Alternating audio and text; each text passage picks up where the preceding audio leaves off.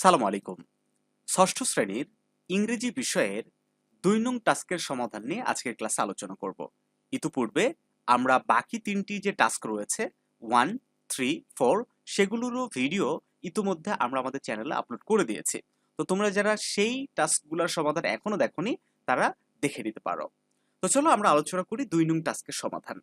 এখানে বলা হচ্ছে ফর ইওর বেটার আন্ডারস্ট্যান্ডিং কি ভালোভাবে বোঝার জন্য another important article on going green is given here. Going green নামে আরেকটি গুরুত্বপূর্ণ নিবন্ধ এখানে দেওয়া হলো। Now read the article individually and complete the following activity.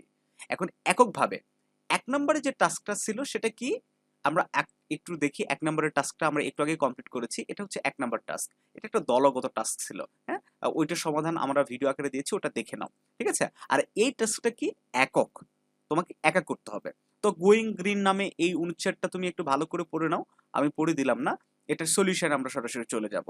এটা পড়ার পরে এখানে বলা হচ্ছে note the activities in the given text and the nouns them the describe.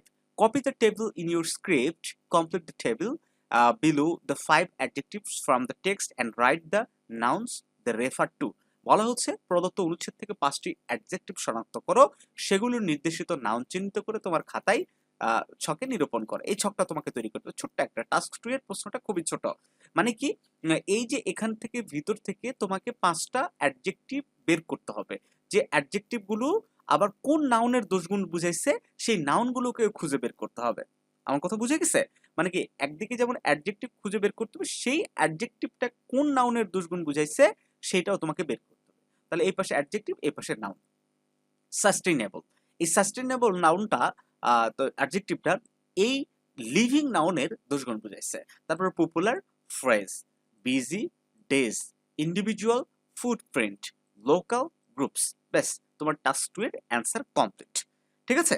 তো সুপ্রিয় শিক্ষার্থী বন্ধুরা, টাস্ক 1, 3, 4 এই ৩টারও অ্যান্সার যারা এখনো লিখোনি তারা অবশ্যই আমাদের চ্যানেল থেকে লিখে নিতে পারো।